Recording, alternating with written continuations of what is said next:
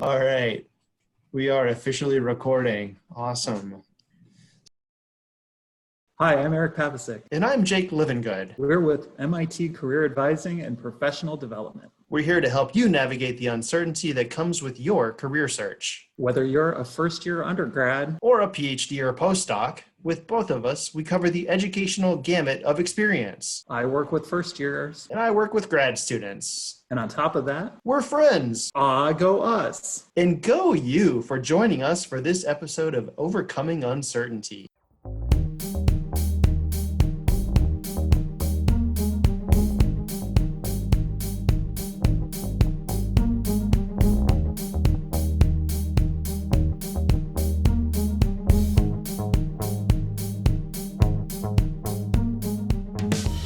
Through these episodes, we hope to inform, entertain, and perhaps have a laugh or two along the way. We're coming to you via our homes to bring you career guidance during this remarkable time of uncertainty, a pandemic.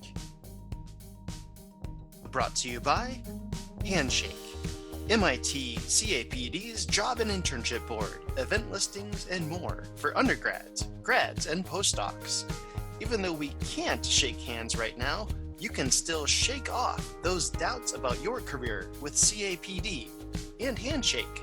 Thanks for joining us here today on Overcoming Uncertainty, the MIT Career Advising and Professional Development new web series. I'm Jake Livengood. I'm the Senior Assistant Director of Graduate Student Career Services, and I'm here with a couple of awesome people. Erik, I'll let you introduce yourself next. Hi there, everybody. I'm Erik Pavesic, Assistant Director of First Year Engagement within Career Advising and Professional Development. And Shivangi, if you want to go ahead and introduce yourself. Absolutely. And first, I just wanted to say, Jake and Erik, thank you so much for having me. It's a pleasure to be here, and thank you so much for taking the time to do this web series to help MIT affiliates. Hi everyone. My name is Shivangi Goel. I'm an MIT 2017 undergrad alumnus. While I was at MIT, I was course 7 and 17, and that's biology and political science. When I was on campus, I was really involved with MIT EMS, the ambulance service, student council, and the sorority Kappa Alpha Theta, and I loved every minute of being at MIT. Wish I was back there. Right now, I'm at Harvard Medical School, a third year in the MD MBA joint degree program. And additionally, I'm the class president of the class of 2021. And my newest hat as of late has been one of the leaders of the HMS COVID-19 student response team, as well as the clinical activism committee within it. Boy, very cool. And we're so honored to have you join us here today as we're getting this web series going. Erik, I'll toss it over to you to ask our first question, whatever's on. Yeah, absolutely. So Shivangi, could you just tell us a little bit more about your involvement with leading the HMS COVID-19 students response team? Absolutely. So this was a team that was developed pretty spontaneously in mid-March after students were informed that due to the global pandemic that we would not have any in-person classes anymore, that everything would become virtual. And this, of course, caused a lot of uncertainty for many of us who are in med school, applying into residency this year, for the state of how we will become physicians, how we will do patient care, and how we will continue with our education. So two of my program mates and I, or three of us in total, decided to form the HMS COVID-19 student response team with the mission of really collaborating with students and the HMS administration to figure out ways that we can allow students to be more involved in different responses during this COVID-19 time. And initially, we decided to make 4 different large committees and just gather student volunteers. These committees focused on education for the medical community, education for the broader audience, clinical activism, and community advocacy. And when we first started this program, we thought, we'd get some volunteers that HMS students really want to help. But instead we realized that we were overflowed with enthusiasm from students who just really, really wanted to play their part and help out during this time. And we've at this point had over 500 volunteers. And I'm happy to talk about any of the committees and what HMS students are doing, but I think very importantly, how MIT students could also play a role. Absolutely. That is such great news to hear about such a strong response and of engagement and participation during this pandemic. It's just great to hear about that engagement. So what are some ways that students can get involved? Absolutely. So, there are a lot of different ways. One, if we're looking at just education, we have two really great committees: education for medical community and education for broader audience. If you're a student who just wants to learn about what exactly is COVID, not just like what you see on the news, but like what is the actual physiology, the epidemiology, how this disease transmits, how it's affected the entire world, the economics of it, and even topics such as ethics and mental health during this time, there's this great curriculum that was developed by HMS students and reviewed by faculty that has now been accessed by more than people in over 100 countries and translated into more than 3 different languages, including Vietnamese, French, and German.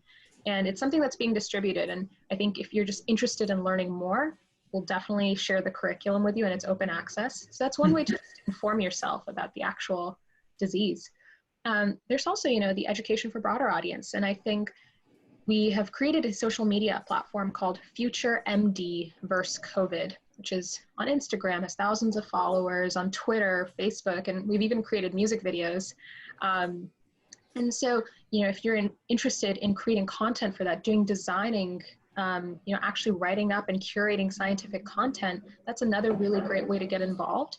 And making sure that, like your community members, your family members are well aware of information about COVID that is not necessarily very science focused, but focused on how we can keep ourselves and our community safe. I think a really great way for students to get involved is more on the activism side as well, because that's where a lot of your efforts and your expertise comes into play. I personally am leading the clinical activism committee, and in that role, like particularly focusing on how medical students can be reintegrated into the workforce to relieve burden on healthcare workers. But the other committee, which is focused on community advocacy, is working with students from all different med schools in Boston and across the country, as well as all the Harvard and MIT grad communities. There are so many initiatives that students could get involved in. For example, providing childcare to healthcare workers. This is something that we're actively recruiting students from every community to be a part of. Helping with grocery delivery for vulnerable populations, such as the elderly.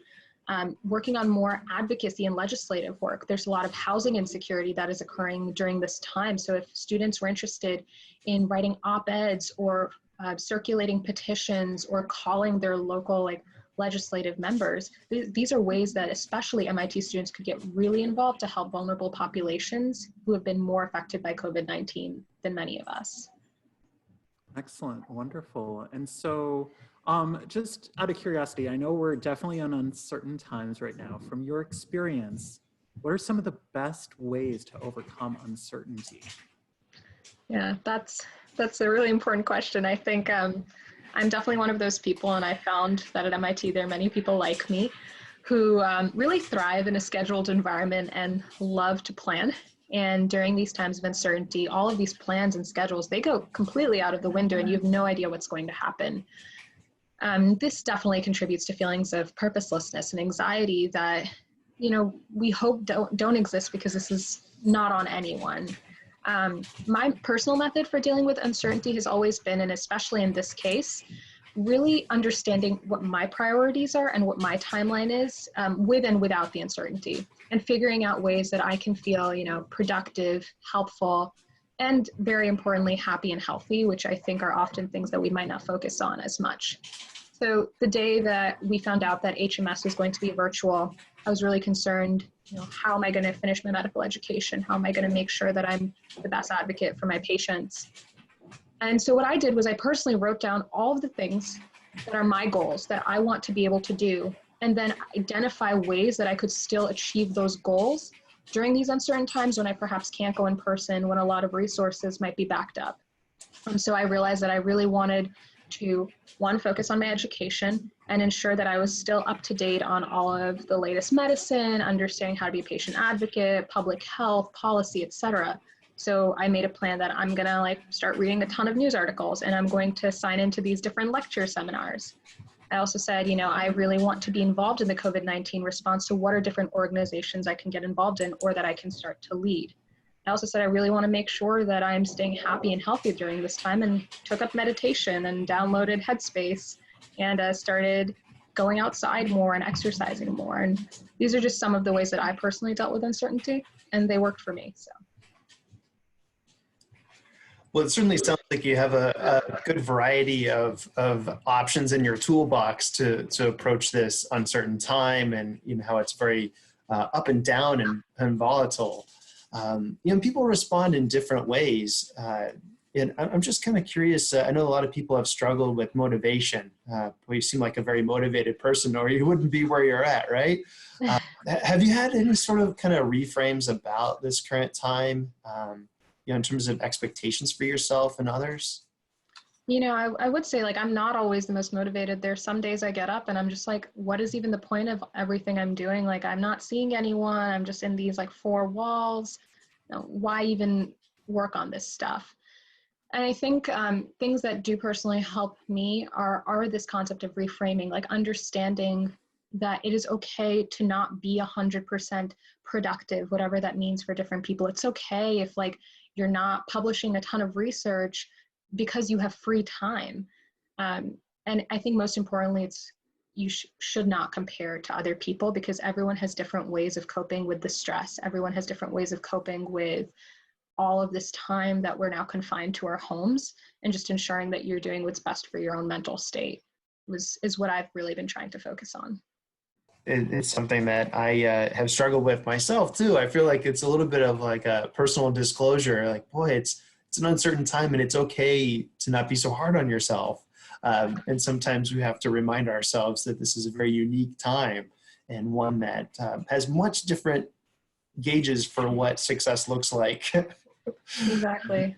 Sometimes yeah, it's no, exactly. Out of bed, it's great.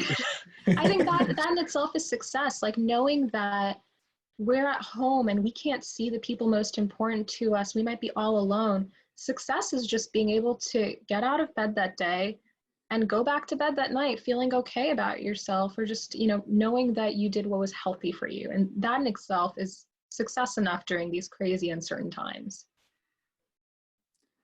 And kind of speaking along the lines of connectedness, what are some strategies you might offer up to students in terms of how to best stay connected? Because I know there's a lot of students who might still be on campus during this time. They might be at home or, just away from campus. What are some strategies, especially in this sort of virtual setting, that you find beneficial to stay connected to one another? That's a great question. Something I've definitely been learning over the past few weeks. I personally wasn't someone who ever would just FaceTime my friends just randomly, or just, Zoom call them or whatnot. But now that's pretty much all of my social interaction. My family lives in New Jersey, and that's been really hard being separated from them because I need to be in Boston. But using these virtual video chat platforms has been extremely helpful. I make sure to schedule something with someone in my family and at least one of my friends daily, if not more. And also, there are a lot of activities that I've been doing online that I didn't even know existed. There are these awesome games, and I've gotten really into game nights now with my friends. There's this great game called Code Names, which has a virtual, a website for it that is a great multiplayer game. There's online Pictionary and things like that. So I'm just really making sure to stay connected with people virtually, and just being more responsive to calls.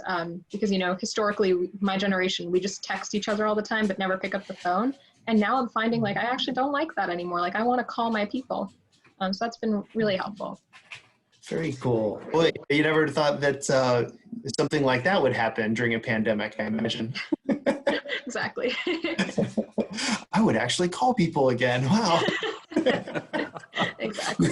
I don't think any of us expected in general to ever have a pandemic. Wow. Going through this at this point. It's one of those things, we talk about the 1918 influenza and how we've learned about it in medical school, but never really thought that we'd be going through something like this during our training. So. Wow. Absolutely. Yeah, I was actually in Philadelphia over the holidays, and went to the medical museum there, affiliated with UPenn, and they had a whole exhibit about the pandemic there, and the parade and everything, and it's just very striking. And so, yeah, you never think you would be living something like this, would you? Exactly. let me check in with you, Erik, and see if you have some follow-up questions, anything on your mind. No, I mean, we certainly covered a lot of the questions we had planned for. So Shivangi, is there anything else you might want to add specifically around the HMS COVID-19 response team? What are your maybe hopes and plans for the future? You know, how are you planning to maybe leverage this experience? Things like that. No, that's such a great question, Erik. Specifically for the response team, I would say to any student out there or MIT grad or anyone affiliated that if you want to get involved, there is definitely a place for you. And if right now you're at capacity and, don't feel like you can give at this time, just know that just staying healthy yourself is a huge contribution. But I'm happy to share our website and the social media platforms with you both. And then, students can actually sign up to be part of the HMS response team, even if they're not Harvard affiliated, because this really is a team effort and we're all just trying to work together. Personally for me, my goal is I'm going to be starting my MBA this fall and then returning to medical school in 2021 fall. I plan on applying into internal medicine, hopefully into cardiology. And maybe sticking around Boston since I've been here for 7+ years at this point, so it feels like home. But I think the biggest thing that I've learned from all of this is one, how to be happier and healthier by myself, because I think we live in a society where we're constantly connected with people and comparing ourselves to others, seeing them on social media and, trying to maximize our social impact. But what this is really teaching me is how to be able to sit in a room by myself, sit alone with my thoughts, but still be happy.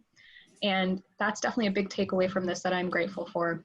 And second is that no matter what position we're in, we are really capable of being advocates for ourselves and for others in whatever capacity we want. And there's always a way that we can help. And I think that's what I'll take moving forward, that no matter what my level of training, my experience, my expertise, my position, that there is a way that I can contribute to society in the way that is best for me. And I'm just really happy to have that experience now, and we'll take that forward. Wonderful, great.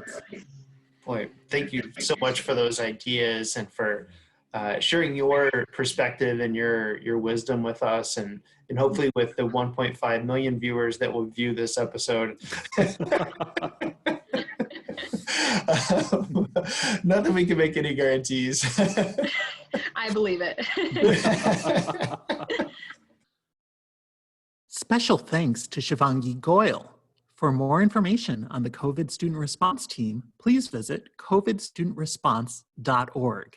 You can also follow them on Instagram, Twitter, and watch the HMS music video on their YouTube channel.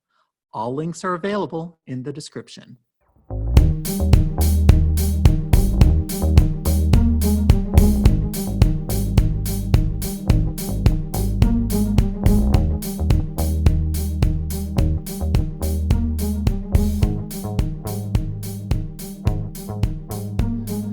Thank you for joining us today on Overcoming Uncertainty. Be sure to check out our future episodes and subscribe to the CAPD YouTube channel.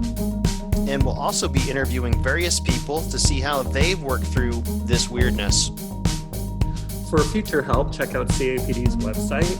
MIT students and postdocs can make an appointment on Handshake. Boy, it's an honor to partner with you, and until next time, be kind to yourself, be kind to others, and we wish you the best.